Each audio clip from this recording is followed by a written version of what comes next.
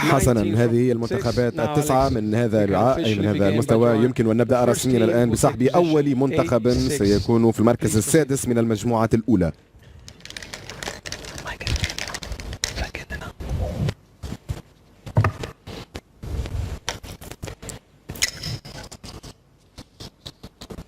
جيبوتي. منتخب جيبوتي. منتخب جيبوتي.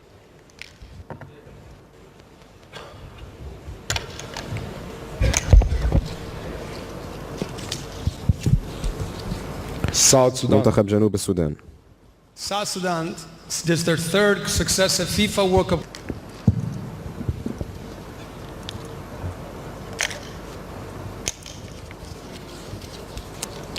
لوزيتو. Lesotho.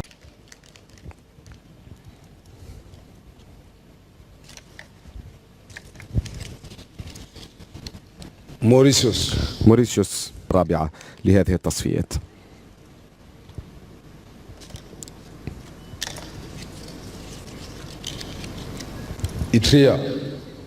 إريتريا زونا في المركز السادس من المجموعة الخامسة.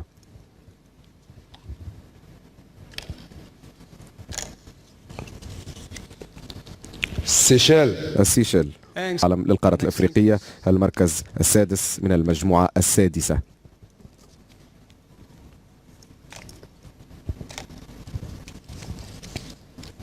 صوماليا. منتخب الصومال، وكان لديهم فوز مثير أمام زيمبابوي في آخر تصفيات، فوز ب1-0. المركز السادس من المجموعة السابعة للصومال. نواصل.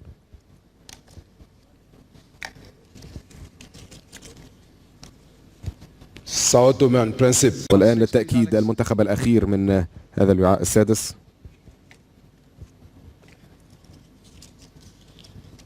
تشاد. المنتخب المصري. شكرا لك أليكس، هذا ينهي الوعاء السادس. سامسون نمر لك.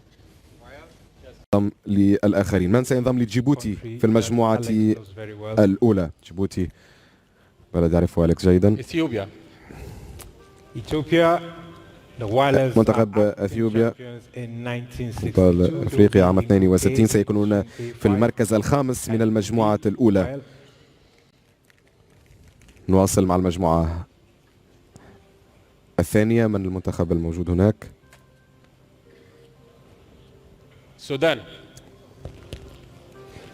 منتخب السودان. منتخب السودان الذي كتب التاريخ في كرة القدم الأفريقية سيكون موجودا في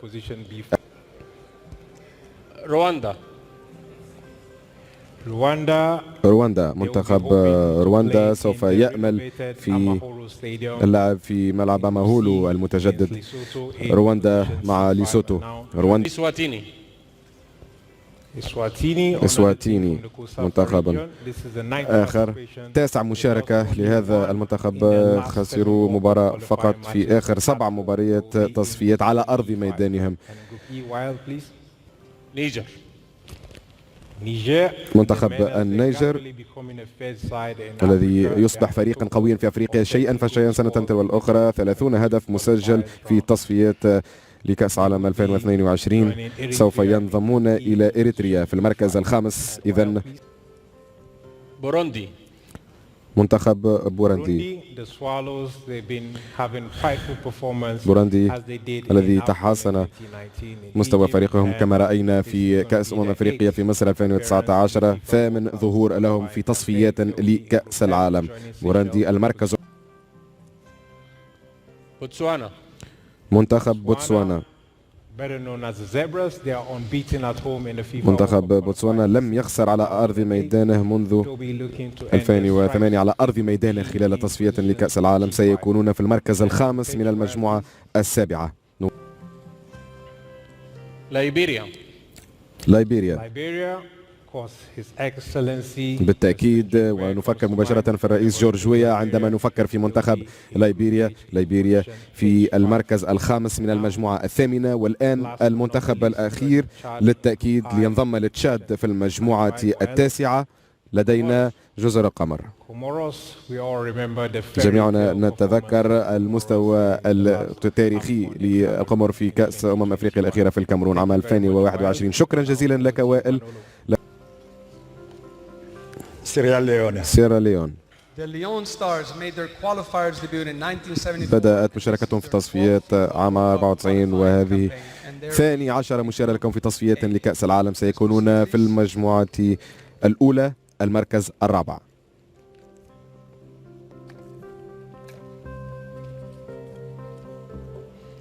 Togo. التوغو. Togo are aiming to return to منتخب the FIFA World التوغو Cup final 20 years after. الهادف للعودة لكأس العالم بعد مشاركة وحيدة. And what do you know? وكما ترى هل مجموعة جيدة حتى الآن؟ المركز الرابع من المجموعة الثانية للتوغو. إذن Zimbabwe. زيمبابوي. The Warriors are one of the regular teams. المحاربون هم أحد المنتخبات الموجودة دائما في التصفيات لكأس العالم. سوف يكونون إذن في المركز الرابع من المجموعة الثالثة. المنتخب الموالي.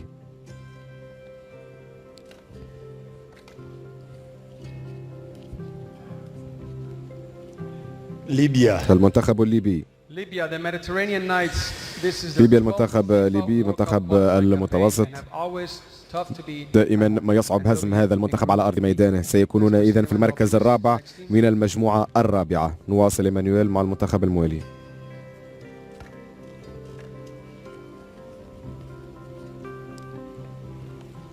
Tanzania. منتخب تنزانيا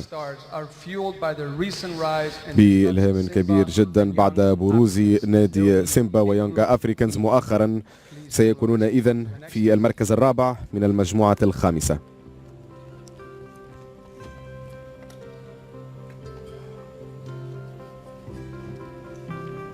Gambia.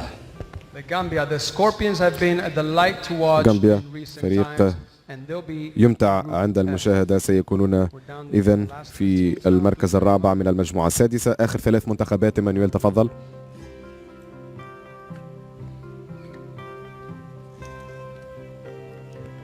موزمبيق. منتخب الموزمبيق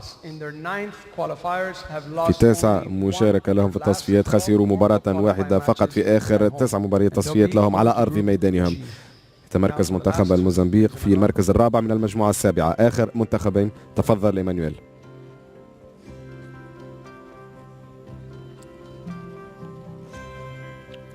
مالاوي. منتخب مالاوي يشار لهم بمنتخب الشعلة. سيكونون في المركز الرابع من المجموعة الثامنة. وللتأكيد المنتخب الأخير في المركز الرابع من المجموعة التاسعة. سوف نجد منتخب جمهورية أفريقيا الوسطى. مشاركة وفوز تاريخي أمام نيجيريا في آخر غينيا بيساو في المجموعة الأولى في المركز الثالث. منتخب موريتانيا. المرابطون منتخب قوي جدا في مصر 2019 قدموا مستوى استثنائي. 8 مشاركة لهم في تصفيات لكأس العالم. ينضمون إذن إلى توغو والسودان وجنوب السودان. منتخب البنين منتخب سيكون موجودا إذن في المركز الثالث من المجموعة الثالثة إضافة إلى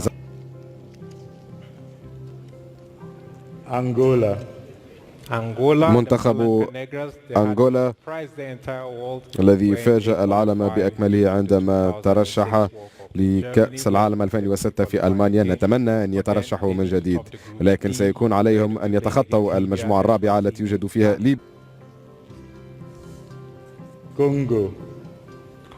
منتخب الكونغو عام 72 كانوا أبطال القارة الأفريقية. سوف يأملون في المشاركة لأول مرة لهم في كأس عالمية.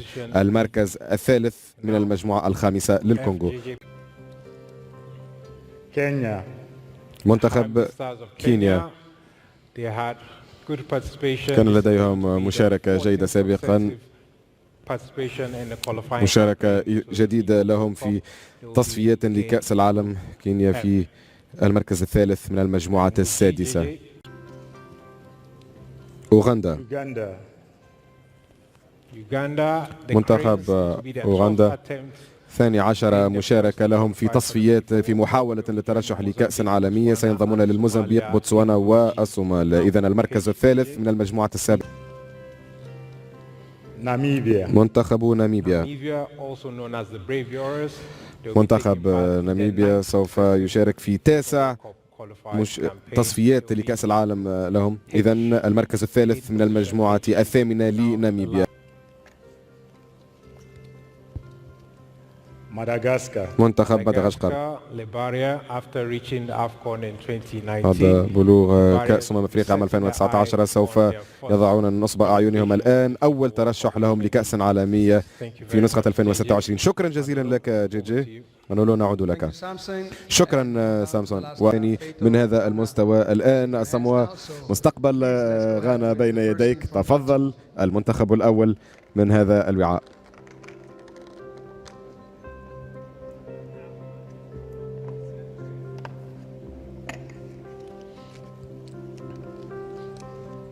بوركينا فاسو، منتخب بوركينا فاسو. بوركينا فاسو في أمل ترشح لأول مرة لكأس عالمية في تاريخهم، سيكونون إذن في المركز الثاني من المجموعة الأولى. المنتخب الموالي الذي سينضم للمجموعة الثانية.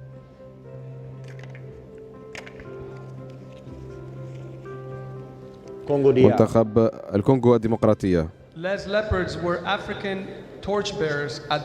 كانوا حاملي شعلة أفريقيا في كأس العالم في ألمانيا في السابق، والآن سينضمون للمجموعة الثانية في المركز الثاني. نواصل مع جيان أساموا.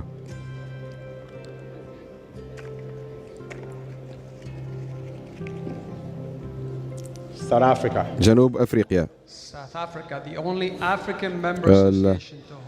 العضو الوحيد في اتحاد أفريقيا الذي نظم كأسا عالمية، آخر ظهور لهم عام 2010 على أرض بلدهم. سوف ينضمون إذن للمجموعة الثالثة، المركز الثاني من المجموعة الثالثة.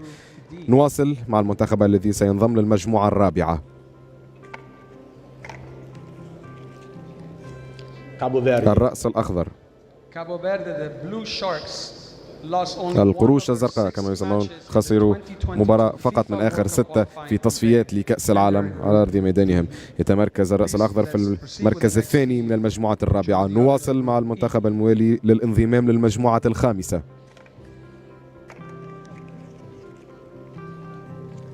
زامبيا، منتخب زامبيا، أبطال أفريقيا عام 2012 والظهور في كأس العالم سيكون إنجازا كبيرا جدا للتشي بولو بولو. يمكن أن نواصل الآن.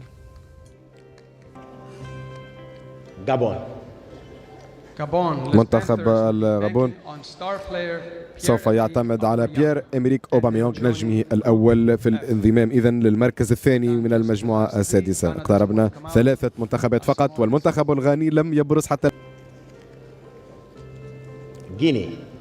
منتخب غينيا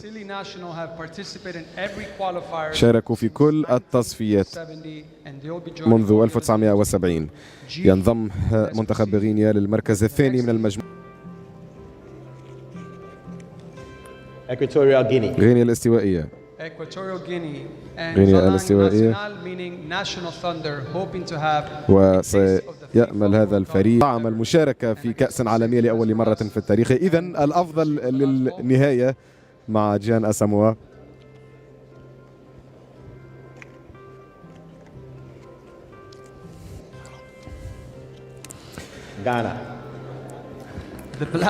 منتخب غانا، البلاك ستارز جعل أفريقيا فخورة في كأس العالم عام 2010 وقدربوا كثيرا من مشاركة في نصف النهائي آنذاك. شكرا لك أساموا. أنهينا إذن.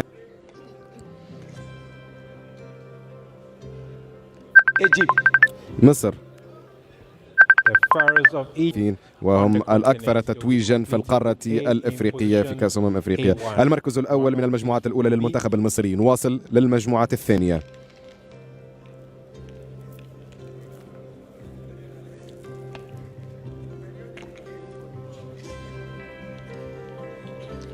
Senegal. منتخب السنغال.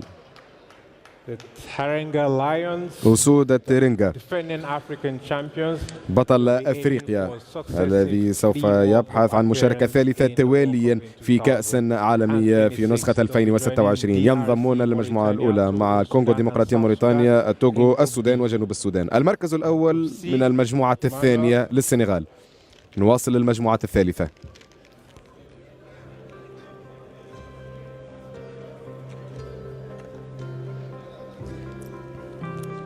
Nigeria. منتخب نيجيريا.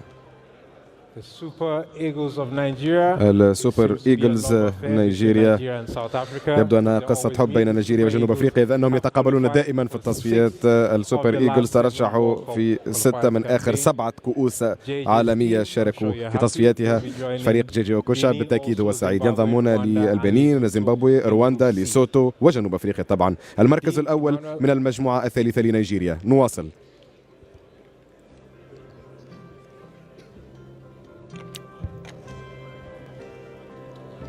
Cameroon. منتخب الكاميرون. Cameroon, Song's very own team. فريق سونغ بالتأكيد الذي ترشح في 8 من آخر 11 نسخة لكأس العالم of the AFCON. They'll be competing with ومستقبل ومنظم كأس أفريقيا الأخيرة. سيتمركز في المركز الأول من المجموعة الرابعة. نواصل مع المجموعة الخامسة.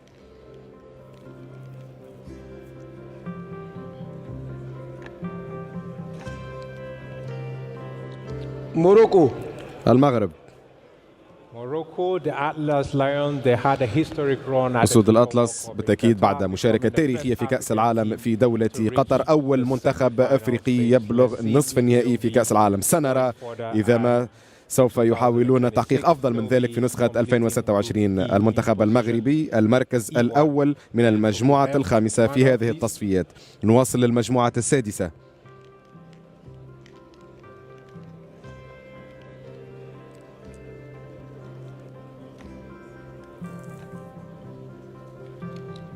Côte d'Ivoire. منتخب كوت ديفوار.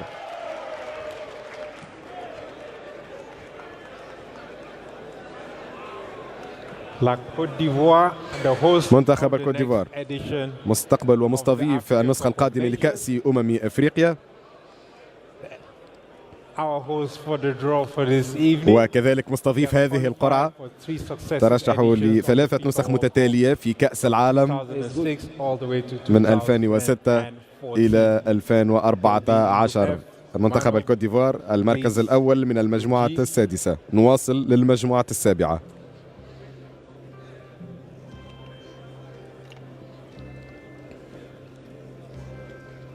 Algeria. منتخب الجزائر. Algeria, after missing out narrowly in منتخب الجزائر الذي كان قريبا جدا من المشاركة في كأس عالم قطر 2022 سوف يحاولون بلوغ كأس العالم للمرة الخامسة في تاريخهم. المركز الأول من المجموعة السابعة إضافة إلى غينيا، أوغندا، الموزمبيق، بوتسوانا والصومال. آخر منتخبين. تفضل مانو. تبقى المنتخب التونسي ومنتخب مالي. من سيكون المنتخب الآن؟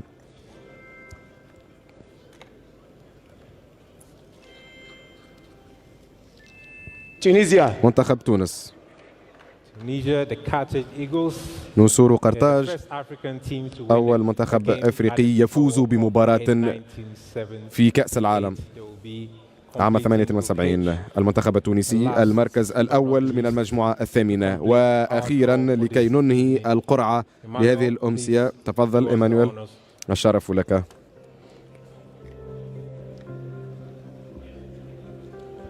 Mali. منتخب مالي. منتخب مالي لم يشارك حتى الآن في كأس عالمية، لكنه فريق قوي جدا ولديه كل حظوظه في القارة الأفريقية. مانويل، شكرا لك، كان الضغط كبيرا لكنك قمت بعمل ممتاز. شكرا. فاسو، غينيا الاستوائية، سيراليون، أثيوبيا وجيبوتي. المجموعة الثانية مع السنغال صاحب اللقب الأفريقي القاري، والكونغو الديمقراطية، موريتانيا، توغو، السودان وجنوب السودان. المجموعة الثالثة نيجيريا، جنوب أفريقيا، البنين، زيمبابوي، رواندا وليسوتو. ثم المجموعة الرابعة لدينا الكاميرون، الرأس الأخضر، أنغولا، ليبيا، إسواتيني وموريشيوس. ثم المجموعة الخامسة المغرب مع زامبيا، كونغو، تنزانيا، النيجر وإريتريا. المجموعة السادسة الكوت ديفوار، منتخب الغابون، كينيا، غامبيا، بوروندي والسيشل. المجموعة السابعة الجزائر في قمة المجموعة مع غينيا، أوغندا، موزمبيق، بوتسوانا والصومال. المجموعة الثامنة تونس، غينيا الاستوائية، ناميبيا، مالاوي، ليبيريا وساو تومي برينسيبي. ثم المجموعة التاسعة والأخيرة منتخب مالي إلى جانب غانا، مدغشقر، أفريقيا الوسطى، جمهورية أفريقيا الوسطى، جزر القمر وتشاد. وبهذا سامسون نحن ننهي.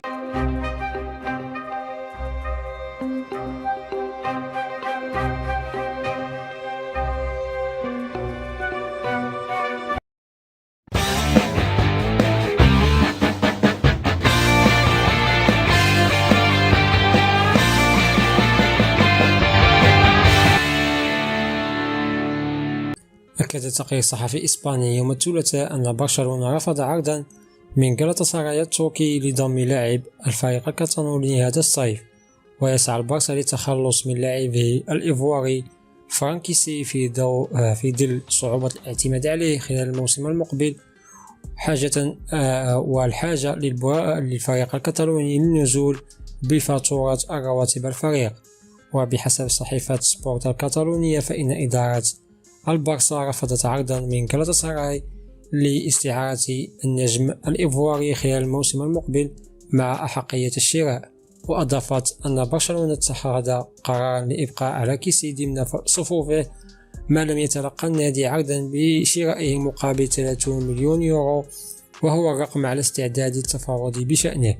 وكانت تقارير صحفية قد أشارت مؤخرا إلى أن النجم الإيفواري بدأ يفكر في الرحيل عن البارسا بعد اجتماعه مع الإدارة الرياضية وعلمه بصعوبة الحصول على عدة دقائق أكبر في الموسم المقبل.